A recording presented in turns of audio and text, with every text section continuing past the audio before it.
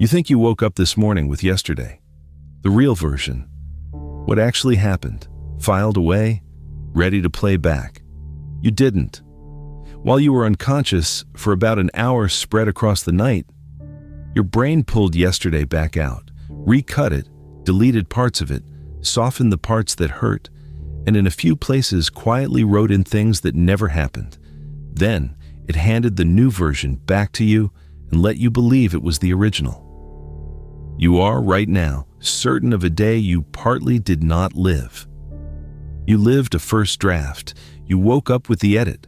We tend to think of sleep as the brain switched off, lights out, nothing happening, batteries charging. That is almost the opposite of the truth. Some of the most active, deliberate, consequential work your brain does all day happens in the hours you're not there to watch. There is an editing suite that only runs when you're gone, and it does not just store the day, it rewrites it. By the end of this, you'll know the experiment where scientists watched rats replay their day in their sleep, the theory that says your brain spends the night deleting on purpose, the hour of dreaming that strips the pain out of your worst memories, and the unsettling proof that the same process invents memories of things that never occurred. Keep this morning's version of yesterday in mind. It's already not the one you started with. Let's go into the dark. In 1994, two researchers, Matthew Wilson and Bruce McNaughton, recorded from the brains of rats while the animals learned to run a maze. In the hippocampus, the brain's mapmaker, specific cells, fire in specific places. As a rat runs a path, a particular sequence of these cells lights up, a neural signature of that exact route. Then, they let the rats sleep and kept recording, and the same sequences fired again. In order, the rats were running the maze in their sleep, replaying the day's route through the same cells that had mapped it, often sped up, compressed into fast bursts. The brain was rehearsing the day while the body lay still. That was the first clear look at something we now know is constant. Sleep is not a blank. It's a replay.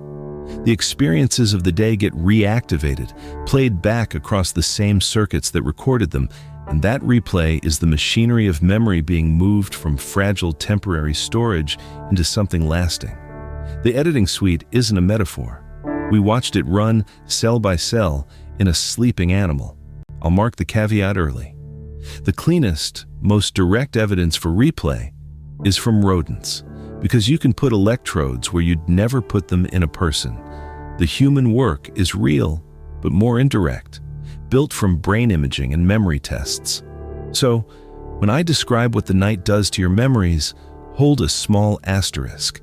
The mechanism is clearest in animals, and the human story is inferred from the outside. With that said, what gets inferred is strange enough.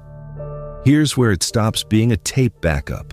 If sleep just replayed and stored the day exactly, you'd wake with a faithful copy. That's not what comes back. Robert Stickgold and Matthew Walker spent years showing that sleep doesn't preserve memories so much as transform them. Across their work, summarized in a much-cited 2007 review, sleep pulls the gist out of an experience and lets the details fall away. It finds patterns across separate memories that you never consciously noticed. It can solve a problem overnight that you couldn't solve awake, because while you slept, it reorganized the pieces. People wake from sleep better at spotting a hidden rule in a task they'd practiced without anyone telling them the rule existed. Read that as what it is. The night is not an archivist filing the day untouched. It's an editor with opinions. It decides what matters and keeps that, throws away what it judges to be noise, and rewires the survivors into the larger story of everything else you know. The memory you wake with has been compressed, abstracted, cross-referenced, and changed. It is more useful than the raw footage. It is also less true to it. You traded the literal day for a better organized summary of it, and you did the trade in your sleep without being asked. There's a second thing the night does, and this one is subtraction. It deletes.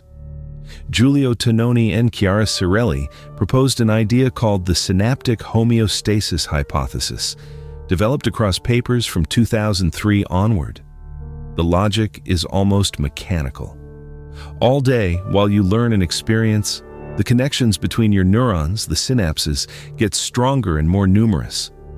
That's what learning is. But you can't do that forever. A brain that only ever strengthens would saturate, run out of room and energy, drown in its own noise. Something has to bring it back down. Their answer is that this is a core job of deep sleep.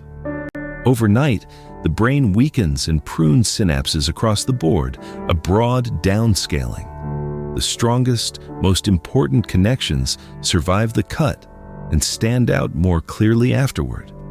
The weak ones, the day's clutter, get trimmed away. You wake with a brain that has been turned down and cleaned out, the signal lifted out of the noise by deleting most of the noise. It's debated, like every big theory of sleep, and other models compete with it. But the through line is hard to argue with. Part of what sleep does is forget on purpose. The day comes in too big and too loud, and the night cuts it down to something you can carry. The version of yesterday you woke with is lighter than the day you lived because the editor spent the night deleting, and it did not ask you which parts to keep. Now the part that might be the most useful thing you learn this year. Some of this editing happens in deep, slow-wave sleep, but a specific kind of editing happens in REM, the dreaming stage, and it is aimed at one thing: how much your memories hurt. Matthew Walker and Els van der Helm proposed and tested an idea they summed up as sleep to forget, sleep to remember.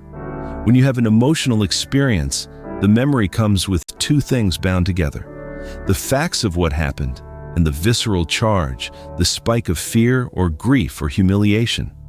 During REM sleep, your brain replays those emotional memories. But REM is a peculiar chemical environment. The stress chemistry that normally floods an emotional moment is turned down low during dreaming.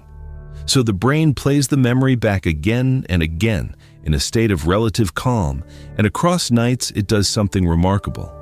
It keeps the facts and peels off the charge. That's why time heals, in the literal mechanical sense. A loss that was unbearable becomes a fact you can hold. The memory survives. The blade is dulled. Their 2011 work argued this overnight processing is a built-in form of emotional first aid, running every night in the dark, and that when REM sleep is disrupted, that diffusing fails and raw emotional memories stay raw, which is part of what happens in trauma and depression. I have to flag honestly that this specific model has been argued over, and some studies have failed to find the calming effect cleanly. The field hasn't fully settled it. But the core observation stands. Sleep, and REM in particular, changes not just whether you remember an emotional event, but how much it still hurts to remember it. The night edits the feeling out of the file and leaves the file. Everything so far could sound benevolent. Compress, declutter, diffuse. Here is the cost, and it's the same cost we keep finding in this channel. An editor that reorganizes and fills gaps does not only delete, it invents. There's a classic way to catch a memory cheating. You give people a list of related words: bed, rest, tired, dream, night. And you leave one obvious word off the list: sleep. Later, a large fraction of people swear they saw the word sleep. Their brain inferred it from the pattern and filed the inference as a memory. Now, here's the twist that matters. Jessica Payne and colleagues found that, under the right conditions, a night of sleep can preserve and even nudge up this false memory. In their study, people who slept were more likely to remember the word that was never there than people who stayed awake the same hours. I'll be straight that the effect is small and still argued over, with careful recent work showing it's fragile. But the direction is the unsettling part. Sit with that, because it's the whole video in one finding. The very process that consolidates your true memories also strengthens the false ones your brain inferred. Sleep doesn't just protect what happened. It firms up what your brain decided probably happened and hands both back to you stamped with the same confidence. The editor fills the gaps in yesterday with whatever fits, and after a night's sleep, you can no longer tell the footage from the fill. So you wake more confident in yesterday and, in measurable ways, less accurate about it. The night made the memory cleaner, calmer, better organized, and partly fictional all at once. Step back and ask why evolution would build a memory that edits itself in the dark instead of one that just records. Because a perfect recording is almost useless. The point of memory was never to replay the past. It was to predict the future, to pull the lesson out of what happened so you'd handle the next thing better. For that, you don't want the raw footage. You want the gist, the pattern, the rule, with the irrelevant details stripped and the connections to everything else drawn in. The overnight editor produces exactly that. It is building a model of the world, not an archive of it. And a model has to be pruned and updated and generalized to be any good. The emotional diffusing is the same logic. An animal that carries every fear at full strength forever is an animal frozen by its own past. Peeling the charge off old memories while keeping the information is what lets you learn from pain without being permanently disabled by it. And even the false memories are the shadow of something adaptive. A brain that fills gaps with plausible inference is a brain that can act on incomplete information, which is the only kind of information you ever actually have. The trouble is that it leaves you in a strange position. You experience your memory as a record of what was. It is closer to a nightly redraft, optimized for usefulness, edited for tolerability, and quietly fictionalized at the seams. And you sleep through the entire editing process every night and wake up trusting the result completely. So let's put it back together. Sleep is not the brain switched off. It's the brain doing its editing with you absent. It replays the day, the way we watched rats replay a maze. It compresses the day into gist and rewires it into the rest of what you know. It deletes on purpose to keep itself from drowning. In its dreaming hour, it replays your emotional memories with the pain turned down and slowly strips the charge off them. And in the same pass, it strengthens memories of things that never happened. The yesterday you woke with is a redraft you didn't write and didn't authorize. And you're sure of it anyway.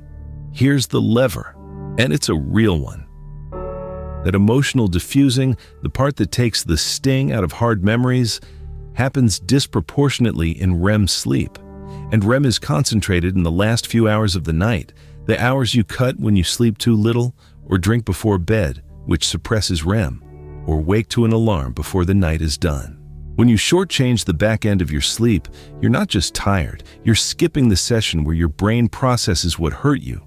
The unprocessed charge stays on the memory. Protect the last hours of your night, and you're protecting the one therapist that has never once missed an appointment until you make it. You woke up this morning certain you had yesterday. What you have is the edit. The least you can do is make sure the editor gets to finish its work. That's the investigation. If you've watched this far, you already know this channel is about the things that were done to you from the inside without your permission. There are more of them than you'd think. Subscribe, and I'll see you in the next one.